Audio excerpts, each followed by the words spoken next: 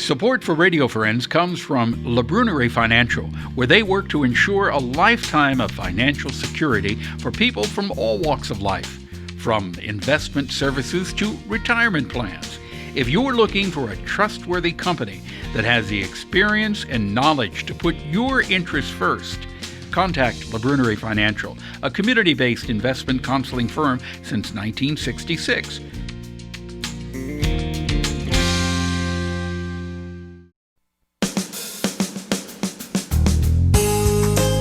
And welcome to Radio Friends on this Monday, November the 30th. The Thanksgiving holiday weekend is over. We're now going into the Christmas season. I hope you had a good weekend and you didn't eat too much, right? Now, we're going to talk about our teeth today with two experts who are with us from Columbia Healthy Smiles, a husband and wife team of Dr. Philip Batson and Dr. Elizabeth Abe. Good to have both of you here. Thanks for having us. You know, we were talking earlier, I think there's some misconception about different dental terms that are used, right? Yeah. The difference between capping a tooth or crowning a tooth. I thought that when you capped a tooth, you just put a little cap on the edge of a tooth if you cracked it, if you cracked it or something. But when you did a crown, it was replacing the whole tooth. And you said, basically, it's both the same. Yeah, they're kind of synonymous terms, dental terminology versus, some just lay vernacular. And, it kind of depends on how the restoration's done. A crown replaces a lot of tooth structure that might be lost or chipped or cracked due to, breakage or decay or anything like that, to where the tooth can't support a filling, where people will get a normal filling done in their mouth. So the crown is made outside of the mouth and then placed over the tooth. So you still have your tooth. It's not a loss of the tooth. It's just that there's not enough tooth structure to support a filling. Okay, and a cap? A cap would be kind of the same thing, just different terminology. If people say they're capping the tooth, that's placing that ceramic or metal material, whatever the crown is made out of, over the tooth structure to support the tooth. Is a cap more like a filling then? Not necessarily. It might depend on where in the mouth it's being taken place. If they can see the edge of the tooth on a front tooth, maybe they might think, oh, that's just a cap being put on. But if it was done outside of the mouth, what we call an indirect restoration, anything like that, then it falls into that crown category. But sometimes it just, throughout the years, it's been called cap, or crown the tooth. So when do you decide if you're going to do either the outside restoration or if you're going to be able to do the in-the-mouth restoration? That sounds really dramatic when you say it that way. The outside restoration. How do you decide what it's going to be? Yeah.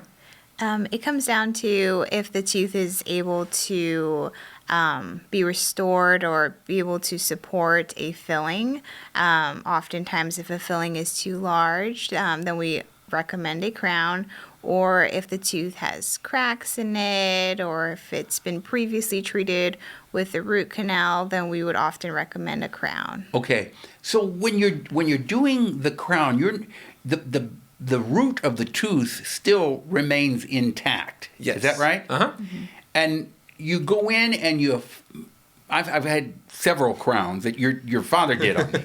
If I'm right, you go in and you pretty much file that tooth down a lot, but you're keeping the basis, the integrity of the tooth there? Yeah, so you keep the core of the tooth, what we call it, and it's mainly making a smaller version of the tooth so that then it can support the material that goes on top. So those tooth-colored crowns that people get, the ceramic crowns, we just need enough area for the thickness of the material to give it its maximum strength. Okay. And usually that's just a few millimeters. And it used to be, when you got a crown like that, it was a 2 or 3 day process. You go in, I remember when I had mine, he filed the tooth down, then he put what he called a temporary crown on there, and glued it in, and then the impression had to be sent away somewhere out of town, and then a week or so later, the permanent crown came back. Yep. And he took the little plastic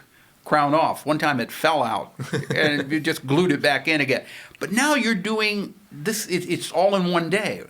Is that correct? Yeah, that's correct. Yeah, we have the ability to do a crown in the same visit that the patient comes in. It's really neat technology. So like you said, instead of waiting a week or two to get your crown back and wear a temporary, you come in, we do the, we prepare the tooth, we call it, and then we have a computer with a digital scanner on it that will scan your mouth, scan the tooth. Oh my goodness. You don't have to use that putty or that impression material anymore. And then it puts it into software that then helps design the crown. So it's called it's called CAD CAM. It's used in lots of things in CAD CAM. All that stands for is computer aided design, computer aided manufacturing. They use it at jewelry stores, to make rings. They use it in architecture and engineering and things like that. And so it's in dentistry, and so it's really cool, really neat, something that we can do. So all in one day, you're going to file the tooth down if you need a crown. The computer then will make an image of what that crown should be, and then you've got the ceramic material there. The computer forms it. Yeah. So it designs it, and then it either mills it or grinds it in a pretty elaborate piece of machinery that we have. And the technology has actually been around for quite a while. It just continues to improve. So. And then do you have to bake it? There is a baking factor to it, yes. Okay, it's like you're making you're making that ceramic bowl. Exactly. Yes. Yeah. So you got to bake the tooth. Yes. And how long does all of this take? Milling and in the oven about 40 minutes.